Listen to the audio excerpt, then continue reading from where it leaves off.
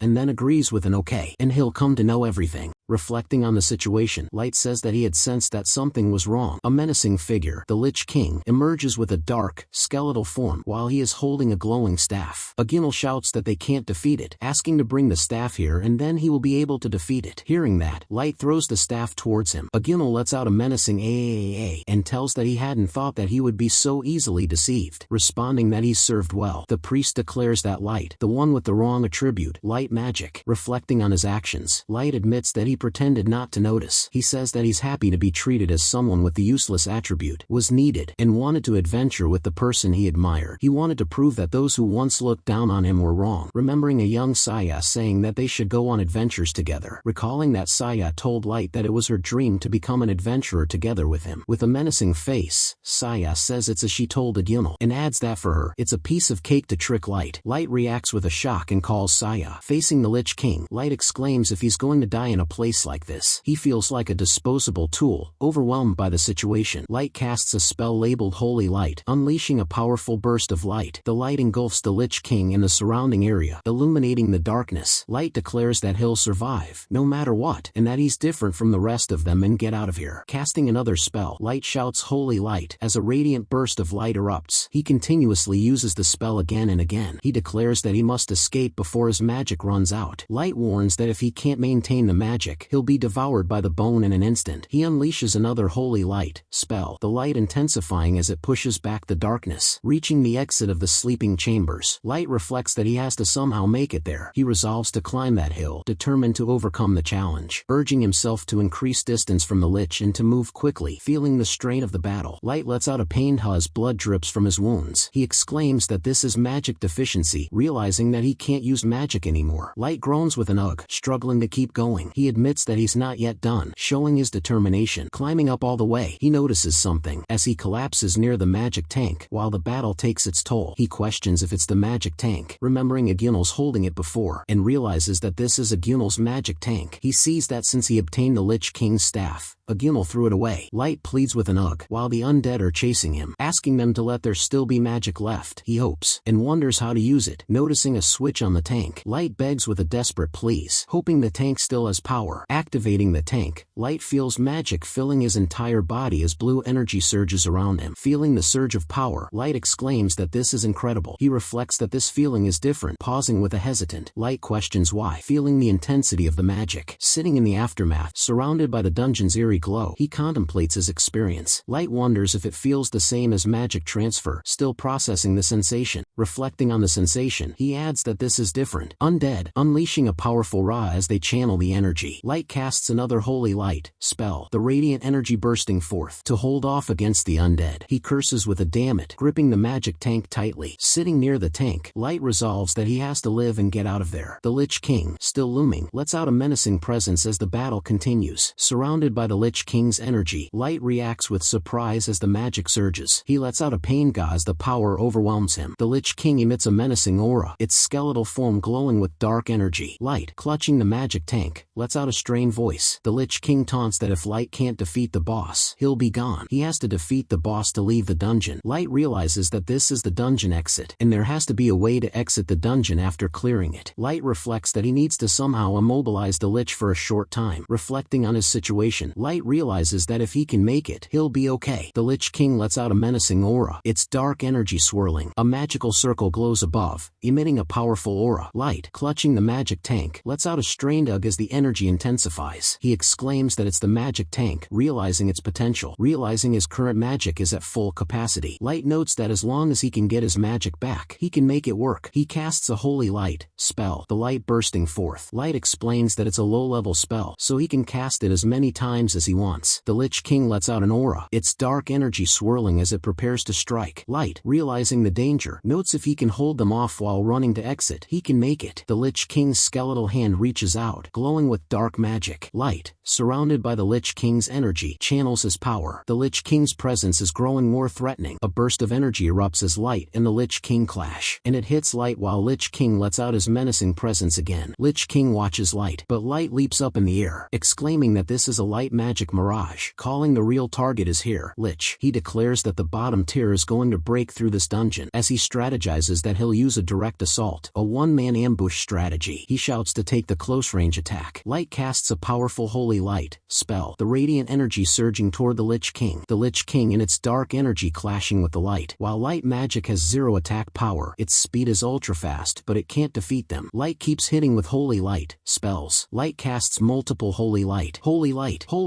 spells, the radiant energy striking the Lich King. Light keeps hitting, hoping the monster's movement will definitely slow down. The Lich King lets out a pained HGH, its dark energy faltering under the barrage. Light gets exhausted as he continues the assault. A notification appears, magic level up. Light attribute LVL 10-inch. Another notification follows, acquired magic, meteor shower. Light reflects that this is the final level 10 magic of Light. He channels the energy, his body glowing with power. Light stands amidst the dungeon, the Lich King's dark energy swirling around him. The Lich King's skeletal hand reaches out, its dark magic intensifying. Light, facing the overwhelming power, exclaims no way. As the situation escalates, the Lich King's skeletal hand reaches out, its dark energy surging. Light exclaims the Lich, as he faces the overwhelming power, slamming his own body with its hand. Lich Kings try to recover, and Light falls back to the ground. He questions if it can move again, shocked by the Lich King's resilience. The Lich King lets out a menacing aura, and its energy intensifying. It commands the undead to attack. The Lich King roars with a powerful roar, its skeletal form glowing with dark energy. Light, struggling against the dark magic, faces the Lich King's wrath. Light, overwhelmed overwhelmed by the Lich King's power, exclaims that this is bad, realizing that he can't dodge the attack. The Lich King's dark energy surges, its skeletal form towering over Light, and stands there watching it with its menacing presence. Light, clearly in pain, struggling to keep up with the battle. He stands up even after getting injured. The Lich King watches as he tells he won't go down that easily. Bleeding and battered, tells the Lich King that the same goes for him. He declares that now he can use the ultimate magic of a light attribute at the max. Light channels his power, glowing with radiant energy, and shouts, "Here it comes. Here you go." As Light prepares his final attack, Light unleashes Meteor Shower, a powerful spell that rains down beams of light on the Lich King and its minions. The Lich King and its forces are engulfed in the radiant assault, trembling under the attack. The Lich King's form disintegrating under the Meteor Shower. The radiant beams of light continue to rain down, obliterating the Lich King and its minions. Light, exhausted, notes that the magic power consumption is unreal and nearly all of his capacity is gone in a single shot. As he feels the toll of the battle, the light fades, leaving the dungeon in silence. Light realizes that the Lich is dead and there's no sound at all, confirming the victory. He exclaims that he did it, having finally defeated an enemy with light magic. The Lich King lets out a roar, its form still standing despite the Meteor Shower. Light, shocked, as he realizes the Lich King is unharmed. The Lich King looms over Light, its dark energy swirling menacingly. Light exclaims that it's unharmed, stunned by the Lich King's resilience. A status window opens, showing Light's magic power. He looks at it and examines the details of his Meteor Shower spell, noting that the light rays cover the designated area, brighter than normal but burning the field of vision. A final notification appears, attack power 0, still standing. Questions what it is doing, noting that this isn't the level 10 magic's highest ranking spell, and its max light attribute. Undead laughs with a menacing voice, seeing Light's efforts completely useless. He questions that it would be so convenient to get an attack spell of the light attribute. With realization, he laughs out loud, feeling the frustration. Completely useless, and declares that a dead-end attribute like light magic is no match for it. Light, frustrated, exclaims, "Damn it, damn it, damn it," as he faces the Lich King. All the exhaustion takes a toll on his body. His hand drips with blood, a result of its magic deficiency affecting its organs. He wonders if they are ruptured. Seeing the magic tank, Light, desperate, declares that he can still fight, pleading for more magic from the tank. He reaches for the magic tank, hoping to draw more power. A human hand emerges from the rubble, surprising Light. Light exclaims, "A human hand," shocked by the unexpected appearance. Light, still reeling from the battle, mutters, "A human hand," as he looks at the hand. He gets shocked as a figure emerges from the rubble. Remembering the time when he talked about a portable magic tank, he recalls a Ginnel saying it's heavy and cumbersome, and shouts a Ginnel upon seeing the magic tank, cursing with a "you damn," recalling everything about the groundbreaking invention, a magic tank, and how a Ginnel told it was heavy and cumbersome. He says those are not the words you say to a human. With determination, he declares that he will get her out of there right now, determined to save her. Light, still in shock, begins to remove the cover of the magic tank. He notices a girl inside the magic tank, and gets surprised by her appearance, exclaiming that she's alive. He is relieved to see another survivor. The girl's attribute is also light. Light realizes it and notes that she is just a person used for magic transfer. He thinks that to make it easy to carry, she probably didn't even have the proper meals. Thinking that he kept her inside without letting her out and always making her release magic for him, he becomes sad, and adds that even now, just by touching her, he can feel the child's magic flowing into him. As he feels the magic flowing, he remembers even back then it was the same. Even back then when he was carrying the tank, he didn't know. He apologizes, saying sorry for the misunderstanding, and feels sad as he hugs her. And even after all this, she is still giving him the magic. The Lich King lets out a menacing growl, its dark energy surging as it prepares to strike. Light casts a holy light spell, the radiant energy bursting forth to hold off the Lich King. He describes he was considered a walking torch and magic tank, noting that he's been ridiculed so much for being a useless attribute. But even so, Light, frustrated, shouts a Ginnel as he realizes he's never been treated like this before. Remembering the words of a Ginnel, "To even greater heights. For that purpose, I'll do whatever it takes." He finally gets what he meant, and he was used to get the Lich King's staff. And once a Ginnel had the staff, he discarded the child as if she was nothing, laughing as he did. He declares that he won't forgive him and won't let this go, his determination flaring. As he holds the girl, he urges the girl to go together and get out of there, saying he's felt this way before. He tells her to lend her magic, promising to make this work, and vows to defeat a Ginnel himself. Light, filled with pure 100% rage, channels his anger. Light stands amidst the dungeon, the Lich King's dark energy still lingering. He activates Holy Light, maximum output, continuous activation, pouring all his power into the spell. The radiant energy bursts forth, purifying the light as Light explains that even with an attack power of 0, it's still a purifying light you'd never see before. He warns the Lich King that it would want to make way for this attack. Light, struggling, lets out a strained AAA as he pushes the spell to its limits. A notification appears. Light magic has reached the maximum value, it's maxed out. Light, casting another holy light to finish the fight. Another notification confirms. Light magic has reached the maximum value, it's maxed out. Light, still casting holy light. Holy lie high, tells the girl to get out of there with him. He continues to pour out his magic, the notifications repeatedly flashing. Light magic has reached the maximum value, it's maxed out. Vowing to get out, he uses it again and again, and repeatedly shouts, "We're getting out." Light, frustrated, tells to shut up, and to give him attack power, seeing all the notifications, calling it a piece of something harsh. Light, overwhelmed, as the situation intensifies. The Lich King's dark energy surges, its skeletal hand reaching out menacingly. The Lich King's skeletal hand, glowing with dark energy, reaches out toward Light and the girl. Light stands protectively in front of the girl, who is on the ground, as the Lich King's skeletal hand lands on him. The Lich King, towering over Light and the girl, lands a strike, shielding her from the Lich King's attack. The girl, still on the ground, and Light begins to fall as the situation grows dire. Light, struggling with the pain, grits his teeth as he faces the Lich King's overwhelming power, his hand glowing with the last of his magic, and vows to not lose and have to stay alive. With determination, he says ho, ly, with a hope of survival as he uses his magic in order to save that child, referring to her. A notification appears. Light magic level error, indicating something unusual is happening. He wonders status error as his magic begins to falter. Light, realizing the severity, exclaims, "Could it? No way. It's magic power depletion," as he faces the consequences of overusing his magic. The Lich King looms in the background, its dark energy surging as the situation grows more desperate. A notification appears. Light magic level up, indicating a significant change. Another notification follows. Reach the upper limit for light attribute achievement unlocked. Light, confused, mutters what as he processes the information. A new notification reads, "Light attribute evolution." The system prompts, "Would you like to evolve from light attribute to ray attribute?" Light, still in shock, questions if this is really happening, grappling with the idea of attribute evolution. The system prompts, "Would you like to evolve from light attribute to ray attribute?" with options yes and no. He is even more confused as he's never heard of attribute evolution. He hesitates, saying but, as he considers the implications of this evolution. Light, determined, declares, "Of course I'll accept this." As he faces the evolution prompt, he presses the yes button, confirming his choice to evolve his light attribute into the ray attribute. A radiant burst of energy engulfs Light, his body glowing with intense light as the evolution takes place. Light lets out a strained ugh. It's so bright as the transformation overwhelms him. Light, now radiating with newfound power, stands amidst the blinding light. A notification appears, while he exclaims his surprise, saying what the status screen is. As his evolution completes, another notification confirms, attribute evolution complete. Evolve from light to ray. Light, still glowing, mutters it's light again, but named ray instead. As he processes the change, he notices there's newly acquired magic, with the status screen showing LV1, laser, new. Light, confused, mutters what laser as he examines the new ability. He feels the power, noting it's hot, as energy gathers at his fingertips. Realizing that magic power is gathering at his index and middle fingers, the energy crackles with intensity. With his newly evolved ray attribute, he feels his instincts kicking in, urging him to aim at the Lich King with his fingers. The Lich King looms menacingly, its dark energy swirling as it prepares to strike. Focusing his power, he channels the energy into a concentrated beam, shouting defeat it as he unleashes his new ability. A blinding laser beam shoots from Light's fingers, piercing through the darkness toward the Lich King. The intense light engulfs the area as he fires out his laser beam. A notification appears, laser activation fire, confirming the successful use of his new skill. Light, overwhelmed by the power, braces himself as the laser strikes its target. Light, still unleashing his laser as the beam intensifies. The laser strikes the Lich King directly, piercing through its dark energy and skeletal form. The Lich King lets out a furious roar as the laser tears through it. Its body begins to disintegrate. The intense light overwhelms the Lich King, causing its form to shatter and break apart under the sheer power of the ray attribute. The surrounding area is engulfed in a blinding flash, the remnants of the Lich King's dark energy dissipating into nothingness. Light, his eyes wide with determination, stands amidst the aftermath of his laser attack. The remnants of the Lich King's dark energy swirl chaotically, its skeletal form completely shattered by Light's laser. The surrounding undead minions, caught in the aftermath, watch him in awe. Lich King collapses on the ground and starts to disintegrate. Light, still glowing with the power of his ray attribute, stands amidst the chaos. He mutters, "What the hell is this?" as he witnesses the sheer destructive power of his new ability. The area is filled with a lingering glow, the dark energy of the Lich King finally eradicated. Still reeling from the battle, he mutters, "Took it out in one hit." it as he looks at the aftermath of his laser attack, explaining that it even melted the rock wall behind the Lich King with such heat as if it were glass. Light, exhausted, says status open as he tries to process what just happened. He opens his status screen. The status screen reveals Ray, attribute LV.1 laser, pierces everything with the power of science. Output can be based on the magic power. It further shows attack power 100,000-infinity with a note that the minimum attack power is 100,000. Light, in disbelief as he realizes the magnitude of his new power. He shouts, "Are you kidding me? That's insane," as the reality of his evolved ability sinks in. The Lich King's remnants let out a final grr as they begin to charge. Light, still glowing with the power of his Ray attribute, stands in the dungeon as the remaining undead are charging. Undead are rumored to be a horde of 1,000 now. Light, focusing his energy, declares to me, "This is the long-awaited attack power I've dreamed of," as he prepares to unleash another laser. He adds, "They're nothing but small fry," as he aims at the approaching undead. A concentrated beam of light shoots from Light's fingers, piercing through the horde of undead with ease. The laser obliterates the enemies, their skeletal forms disintegrating in a flash of light. Even the Phantom was annihilated in one move. He notes that even his stomach wound stopped bleeding, and thanks to the attribute evolution. Light, feeling his strength returning, declares, "My magic power has returned, even if I'm still beaten to shreds." He stands tall, his body battered but his resolve unbroken. The girl, still on the ground, and Light looks at her and says, "Thank you for saving me." Light, with a determined smile, responds, "I'll definitely make it out of here. Let's go." He channels his Ray attribute, shouting with my Ray magic. As he prepares to unleash another laser, Light fires a concentrated beam of light, the laser cutting through the dungeon's obstacles with precision, clearing a path for their escape. Shouting with determination, Light shouts, "Be gone." He unleashes a powerful laser, cutting through the remaining enemies. The laser obliterates the obstacles, clearing a path through the dungeon. Exclaiming with intensity, Light commands the laser to fire. A notification appears, confirming that Light has leveled up as an adventurer. Appearing on the screen, a notification confirms Light's level up multiple times. Light declares that with his power in his hands, he can cut through everything in his path. He exclaims that he will survive and get out of the dungeon, adding that he will show the sky to the girl who has been trapped in the dark tank, the one who was treated as nothing but a useless tool. As he remembers, Agunal smirks, observing the situation. Radiating with energy, Light stands ready to break through the dungeon's barriers. Channeling his energy, Light unleashes a final laser to break through the dungeon. He shouts, "Wait for me," as he fires the laser, remembering what Agunal did to him and the girl. The laser pierces the dungeon wall. Agunal feels the tremor and questions what that was. A bright landscape with mountains outside gets pierced by the magic of light. Looking up at the light, Light stands in the dungeon as it pours through the hole he created. He questions what the light is. Exhausted from the battle, Light collapses on the ground. A close-up of a yellow eye watches the scene. Gazing at the light, the girl kneels beside Light. Just before the light aimed his laser toward the sky, Agunal and his party members return with the staff. He curses in frustration, feeling that he will collapse from exhaustion. "The darkness makes you waste the energy unnecessarily. You can't let your guard down for even a moment." And Agunal realizes that in the end, Light was actually useful beyond being bait. Light mutters that he feels like he's being used as bait. Agunal stands amidst the undead, their dark energy swirling around, and begins to charge at him from behind. The priest casts a spell, lightning crackling around them. Agunal curses and uses the lightning arrow, urging the group to run. Saya notes that they need to get out of there. She adds that the undead are awakening everywhere, making it troublesome, exclaiming that she can't take it anymore. Addressing Agunal directly, Agunal pleads for them to hang in there, noting they are almost out. The group stands together, nearly collapsing from exhaustion. Agunal tells her to light the way as they can't see the path. Denying the request, she tells she is at her limit and asks if he can use light magic. Insulting Saya, Agunal calls her a useless dumb woman. He reflects that he let her join the party because of her attack power and looks, adding that she doesn't even have a brain, calling her garbage. He declares that he wants to ditch Saya right now but notes her magic provides light a bit. Muttering Saya's name, he reaches out a hand. Agunal pleads that he needs light to get out of there, and admits that it's true he can use light magic, but his power is limited, explaining that he needs to conserve his magic power for emergencies. Saya questions why Agunal doesn't just use the Lich King's staff. Explaining the staff's nature, Agunal says it's an unknown item that can't be used until it's examined. He urges Saya to hang in there a little longer. Saya mutters in frustration, reacting to Agunal's words. She casts a small flame, shouting for light to illuminate their path. The group stands together, the flame revealing their dire situation. Agunal notes that the light is pathetic and only lasts a few minutes. He adds that the flame is about due for a replacement, and questions if he discarded the other too soon but considers other options. A cracking sound echoes, startling Agunal Aginal as he questions what it is. Noticing the glowing ground, the group stands in alarm as it turns red. The priest exclaims that it's not right, showing his confusion. Aginal mutters that he doesn't quite understand the situation. A fiery explosion erupts, forcing Aginal to shout for everyone to run away. Light unleashes a laser, trying to counter the fiery blast. Saya gasps in shock, reacting to the sudden explosion. She screams that it's fire, overwhelmed by the heat. Burning in fire, Aginal shouts to extinguish the flames. Saya exclaims that any liquid is fine. Reacting to the potion's smell, she screams that it stinks. The group stands together, the potion's stench overwhelming them. Aginal notes that it's better than dying. Their clothes get burned in the flames. Saya exclaims that the smell is gross and smelly. The priest questions if this hole could lead them all to the lair, showing his concern. Pointing at the sky, Aginal notes that it is visible above them. The priest questions if this is the Lich King's magic. Saya urges the group to come on, while the priest suggests throwing some offerings for Light. She adds that she wouldn't, as that guy was annoying even as a kid. Saya questions what Light's attribute magic is, calling it the worst. Aginal mutters in response, reacting to Saya's words. He warns that if this is the Lich King's magic, they're in trouble. Aginal concludes that if it devours Light, they're next. Noting the situation, the priest says that this is bad, urging Saya to act. Aginal exclaims that they need Light. Saya declares that she's on it, preparing to cast the spell. Aginal urges the group to come on, noting they need to get out as fast as they can. A small light illuminates the dungeon, casting a faint glow on the walls. Light's hand trembles, showing his exhaustion as he tries to get up. Illuminating the dungeon, a small light casts a faint glow on the walls, showing his surprise at the situation. Light's eyes widen. He mutters in confusion, questioning if he's alive. Light adds that he took a fatal wound to his stomach, reflecting on his injury. He recalls that in desperation, he yelled out for help, shouting for Aginal to wait for him. Light questions how he survived, still processing his condition. Widening his eyes, Light shows his surprise at the situation. He casts a small light, illuminating the dungeon walls. Light winces in pain, noting that it hurts, showing his battered state. He adds that his clothes are still ripped, and explains that there's no way Aginal and the others came back. Looking around in confusion, Light questions who patched him up. The white-haired girl stands nearby, watching Light with concern, showing a mix of confusion and gratitude. Light looks up at her, noticing the white-haired girl. Light observes her pale white skin and hair. He realizes that she's the girl who was in the mana tank. The white-haired girl looks down at Light. She points at the light above, drawing Light's attention. He explains that he can use magic again and asks if she patched him up, showing his curiosity. Looking at him, she stands in silence. He responds that he sees, expressing his gratitude for being saved. Explaining the healing process, Light notes that there is a lingering smell of medicinal herbs on the items used to treat him. He adds that he can tell he has gained muscles through the bandages. Light reflects that his adventurer level increased, so he healed quickly. Explaining adventurer level reflects physical growth. In contrast, magic levels improve based on magic proficiency. Light recalls that the adventurer level doesn't increase much unless he defeats enemies. He adds that support roles like healers only gain basic experience, noting that in the boss room, the one who took him down gained the experience. He opens his status window, checking his progress. Light looks at the status screen, processing the information. Checking his status, Light notes that he was level 15 before but is now level 30. He widens his eyes, realizing he must have defeated the Lich King. Light reflects that for an adventurer, defeating enemies is natural, and adds that he couldn't do it until now, showing his past struggles. Observing the damage, Light notices the marks left on the rock wall. He mutters that it's no longer the case, showing his determination. The white-haired girl sneezes, reacting to the dusty air. Light asks if she's okay, telling her to wait a moment. Observing the white-haired girl, Light notices that everything is covered in blood. He drapes his cloak over her, saying it'll warm her up a bit, showing a hint of surprise. The white-haired girl looks at Light. Light says right. In response, he introduces himself as Light, asking for her name. The white-haired girl stands beside Light. Light remarks that looking closely, her features are stunning. Admiring her beauty, he adds that her eyes are like polished obsidian. The white-haired girl responds with a soft "yeah," revealing her name, showing his understanding. Light repeats her name as Yami. Standing beside Yami, Light notes that she replied to him. He repeats her name, Yami, showing a hint of confusion. Her expression still soft but distant. Yami looks at Light. Light observes that she's not quite talkative, noting that she's been crammed in that tank for who knows how long. He glances at Aginal, who is laughing in the background in his memories. The priest laughs loudly, saying he's the one with the light attribute. Light tells himself to hold it together for now, offering support. He suggests that they head to his town, proposing a plan. Her expression showing a mix of uncertainty and curiosity as Yami looks at Light. Smiling at Yami, Light says he wants to show her the world outside. Showing a hint of curiosity, Yami looks at Light. Light reflects that even if they escape, he can't leave her alone like this. He adds that if that's the case, he'll need money to move forward. But before that, he asks Yami if she could wait a little longer, showing his concern, as there's still something he needs to get done. Smiling confidently, Light declares that it's time to gather the loot as he stands beside Yami. Light adds that the loot is for Yami and his future. Picking up a glowing orb, Yami looks at it with curiosity. She tilts her head, showing her confusion about the item. Light explains that it's the core of an undead. He adds that loot like that drops when you defeat enemies and can get good stuff. Noting that undead loot is pretty cheap, Light continues that when he brings it back, he can trade it for money. He reflects that there's no way Agunal is going to pay him the quest reward, adding that his equipment is all in tatters, showing his current state. Yami sits nearby, listening to Light's explanation with interest. Picking up a glowing orb, holding the undead cores, Light asks Yami if she's okay helping him, expressing his gratitude. Yami nods slightly, showing her agreement. Light calls out to Yami, ensuring she's with him. Yami falls to the ground and Light catches her. He notices a magic box, realizing she's been through a lot inside it, and reflects that even with that, she undressed him and treated his wounds. Light tells Yami to rest here, as there are no more monsters ahead. He adds that he'll gather the loot himself, her expression softening as Yami looks at Light. Light assures her that it's okay and that he won't leave her behind. He starts moving forward, determined to continue their journey. Wrapping herself in Light's cloak, Yami closes her eyes, feeling a sense of calm. Light looks around the dungeon, with a hint of confusion. He questions where Agunal and the others are, wondering if they just ran off. Light mutters that Yami must have used potions and herbs, noting that they'll be useful. Noticing some clothes among them, he looks at a pile of items. Light identifies them as Saya's spare clothes, realizing he can find something for Yami to wear. He examines the fabric, noting that it's just scraps of fabric, almost like strings. Light sighs, reflecting that Yami only has her undergarments on. Observing Yami, Light notes that he has to find her something to wear. He adds that she must be cold, showing his concern. Light panics, realizing that if he walks around with a girl dressed like that, he'll get arrested. He exclaims that he has no messed up hobbies and that his light magic just evolved into ray magic. Remembering the priest, he mutters that it's back at the orphanage. Recalling rumors about the disgusting priest, he adds that the priest preyed on orphan girls, revealing a dark past. Light reflects that it was said the priest took them in and then traded them away. He questions if Saya was one of them. Light adds that if Saya was the priest's lover, then she's become Agunal's lover, and if that means they were connected since the start. Light concludes that if the priest's other rumor is true, it could be significant. He recalls the rumors of the orphans sent to human traffickers, and adds that Agunal treated Yami like a tool. It would suggest Yami was just a commodity bought with money. Realizing that Yami is a living tool from that priest, Light clenches his fist, his expression filled with determination. He tells himself that for now, getting the Lich King's loot is his priority. Light continues to gather the undead cores, preparing for their next steps. Holding an undead core, Light notes that even the Lich King's ashes have value, and he'll recover everything. He adds that if there's anything in that altar, it might be significant. Light looks surprised, noticing some old cloth among the items. He examines the cloth, questioning what it is. Light realizes that the Lich King's robe turned to ash, but this might be a burial shroud. He smiles, declaring that it's perfect. Light calls out to Yami, holding the shroud. Yami lies on the ground, resting as Light approaches her. Looking at Yami, Light apologizes for making her wait, noting that it's almost time to go. He hands her a dark robe, telling her to put it on. Yami examines the robe, noting that Light made it from the Lich King's robe with his hands. Showing her appreciation, she puts on the robe. Light smiles, saying it's perfect and that it suits her. Yami looks at Light. He asks if she likes it, as she begins to run. He calls out to Yami, offering his hand to help her up, her expression showing a mix of trust and hesitation. Yami looks at Light's hand. She remembers shadowy figures looming around. Light pats her head gently. He smiles at her, saying they should leave together. Yami looks at Light, and responds with a quiet yes, showing her agreement, reflecting her newfound hope and trust in Light. Noticing Yami's state, Light observes that she's asleep. He tells her that the exit is still far away, encouraging her to hop on his back. Yami looks at Light, her expression showing a mix of concern and trust. Light reassures her not to worry, though he admits that it might be tough. He reflects that thanks to his adventurer level going up, he's getting stronger. Light adds that he's used to carrying stuff as an errand boy, but he might have gotten a little too greedy. He looks at Yami, showing a hint of determination. Carrying Yami on his back, Light notes that she's really light. He adds that it's not just a feeling, comparing it to how heavy baggage usually feels. Light reflects that there was never anyone this light back at the orphanage, as he remembers Agunal noting that the baggage feels heavy and cumbersome. cumbersome. Light looks ahead, his expression focused, realizing Aginal really focused on making Yami small and lightweight. Cursing, Light calls him a bastard. Yami looks at Light, her expression showing a hint of confusion. Light turns his head slightly, asking Yami if she's awake. Yami clings to Light and asks if he is alright. Light responds that he's fine. Reassuring her, he tells her that he's now level 30 and has the strength to spare. He points ahead, encouraging her to look. Yami looks forward with curiosity. Light notes that the wind is blowing, and the air, once filled with the stench of death, now carries the scent of greenery. They approach the exit of the dungeon, with Light visible at the end of the stairs. Light continues walking, his steps steady as they near the outside world. Yami clings to Light, her expression softening as she senses the change in the air. Emerging from the dungeon, Light looks at the bright sky, feeling a sense of relief. He declares that they made it and are finally out, his voice filled with joy. Light laughs, his expression brightening as he takes in the fresh air. Yami looks at him, her eyes wide with curiosity, mimicking his laughter with a soft ha-ha. They stand under the bright sun, surrounded by the forest greenery glistening in the light. The scent of grass and soil is carried by the wind, filling the air with freshness. Birds flap their wings in the sky, adding to the serene atmosphere. Helping Yami down, Light tells her to get on her feet. He asks how it feels, checking on her comfort, and questions if it feels good. She adds that it's soft, referring to the ground beneath her feet. Light smiles, asking if she can see the world now, encouraging her to take it in. Yami looks around, her eyes wide with wonder. A small dark tank lies on the ground. As he remembers it, Light tells Yami that the world she sees is vast, bright, and beautiful. Standing in the forest, Light tells Yami to take a deep breath, encouraging her to experience the fresh air. He looks at her, his expression warm and reassuring. Light suddenly shouts that he's back, his voice filled with excitement and relief. He raises his arms, celebrating their return to the outside world. Light laughs loudly. Yami looks at him, her expression curious, mimicking his laughter with a soft ha-ha-ha. She watches Light, her eyes filled with wonder and a growing sense of happiness. Looking at her, his expression filled with relief and joy. Yami mimics his excitement, letting out a soft wah and oh as she takes in the world around her. Light smiles warmly, his eyes reflecting the bright sky. He recalls the hardships they faced, being betrayed and almost killed by monsters in the dungeon. Yami's past flashes through his mind, remembering how she was trapped in a tank like a tool by Aginal. Aginal with blue eyes appears in his thoughts, saying they didn't lose to Light. Light clenches his fist and shouts that they survived, his voice echoing through the forest. Standing under the bright sky, Light reflects that at that moment he had no idea of the true malice of those two, hinting at a deeper darkness. He looks at Yami, his smile returning as he pushes the thoughts aside. The scene shifts to a brighter future, filled with unspeakable shadows yet to come. They walk toward a village, the sky still bright and the air filled with the sound of whispers. The village comes into view, with people talking and moving about. The priest approaches the village. A wagon with 2 horses stands in the village square, drawing attention. Inside the wagon, Saya notices that people are staring a lot. Aginal comments that an old guy is driving the wagon, making others to stare, and wonders why he has to look like this. Saya cries out that she'll never be able to get married now. Aginal snaps at her to shut up, calling her a brat in his mind. Noting that all their supplies were burned to ash and there's some loot left in the wagon but not enough, he calls out to Cuts and tells him to stop somewhere, stating that it's time to handle something. Saya looks at the man driving Cuts, as he mutters to himself. Aginal declares that it's obvious they're going to rob a compliant, wealthy person's money and clothes. Cuts protests, saying they can't do that, countering that it's a rough area with poor security, but there are still guards patrolling, so committing a crime isn't the answer. Saya looks confused. Aginal asks Saya if she needs to wash up, pointing out her disheveled state. Saya admits that she does smell bad. Aginal smirks, noting that they're the legendary Silverwool party, his voice hinting at their reputation, suggesting that if they ask for help, people will happily give them anything. The man driving Cuts retorts that that won't work, telling that no one's going to believe them in these clothes. Aginal then tells them that they'll just have to kill and take what they need. With uncertain expression, Saya looks at Aginal. Cuts protests that Aginal will absolutely not tarnish the party's name. Aginal responds with a resigned fine, and adds that it looks like they'll have to return to the guild after all, noting that they've got funds and supplies stored there. Cuts questions what Aginal was even thinking, as he wonders that if he did something like that and got caught,